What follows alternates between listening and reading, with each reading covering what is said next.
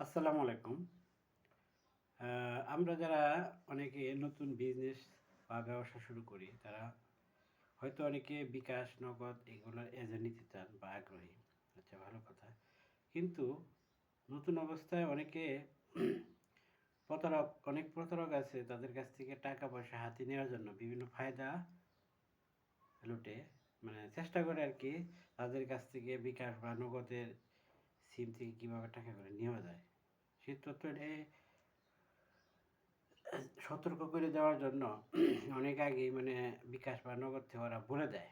তারপরেও অনেক সময় আমরা এই ভুলটা অনেকেই করে থাকি যে অনেক সময় আমাদের অফিস থেকে ফোন দেয় বা তারা ফোন দিছে অফিস থেকে এই একটা তথ্য নেওয়ার জন্য। মানে ওদের মানে অনেক কিছু বোঝানোর ক্ষমতা আছে। হয়তো আপনি বুঝতে পারবেন যে ওরা নিজেরাই ফোন দিয়েছে।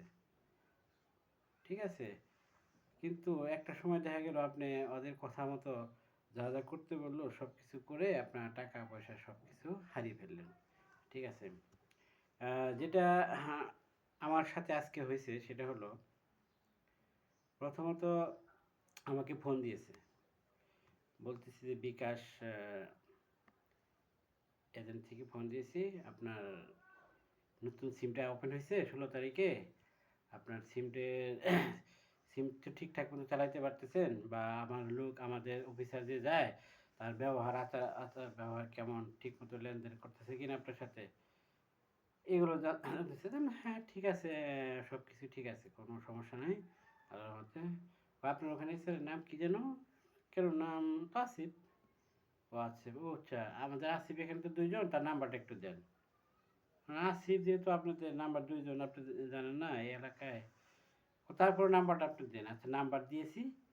আমি তো আগেই বলে দিয়েছিল যে এসআরের নাম্বার হয়তো চাবে বা এসওর নাম্বার চাবে, কিন্তু ওই নাম্বারটা দিলে ওই নাম্বার থেকেই আপনাকে ফোন দিবে। তখন তো আপনি এসআর মনে করে তার কথা মতো অনেক কিছু করতে চাবেন, যেহেতু আপনার এসআর এই ফোন দিছে, সেম ওই নাম্বার থেকেই ফোন দিবে। আমি টেকটিক করে তাকে ওই প্রতারককে মানে একটা ভুল নাম্বার দিয়েছি, ভুল মোবাইল নাম্বার দিয়েছি। তো ওই প্রতারক বলতেছে যে আপনার তো আসলে ভুল নাম্বার দিয়েছে। আমি বললাম না, আমার সিদ্ধান্ত অটল, মানে ওডি রাইট, আমি রাইট নাম্বারই দিয়েছি, এটা আমি তার সাথে চ্যালেঞ্জ করেছি, রাইট নাম্বার দিয়েছি। তারপর সে অ্যাকসেপ্ট করে নাম্বারটা নিছে।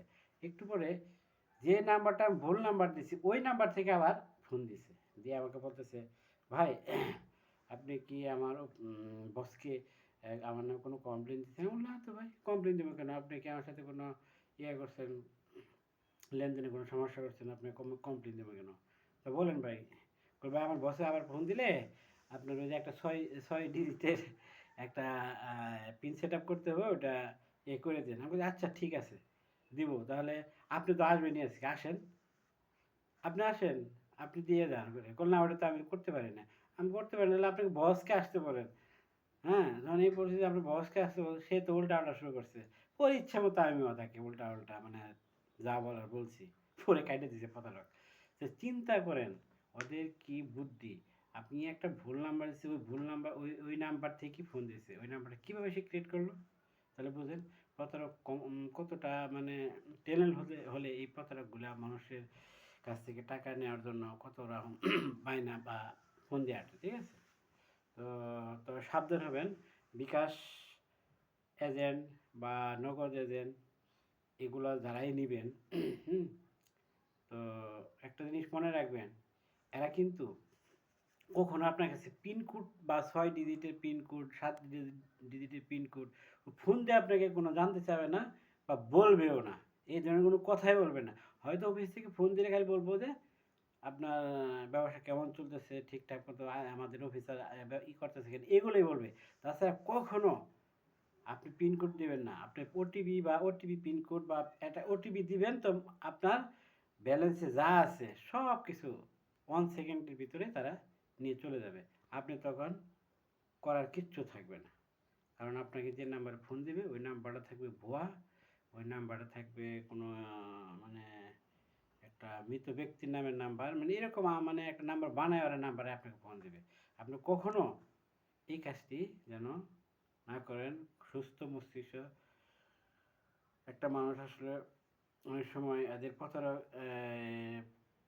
প্রতারকমূলক কথা শুনে মানে মন ভুলে যায় আর কি। তো সতর্ক থাকবেন সবাই। ঠিক আছে? আল্লাহ হাফেজ। আমার এই তথ্যটি সবাইকে পৌঁছে দেওয়ার জন্য একটু লাইক, কমেন্ট, শেয়ার করে রাখেন। ওকে, ধন্যবাদ। আসসালামু আলাইকুম।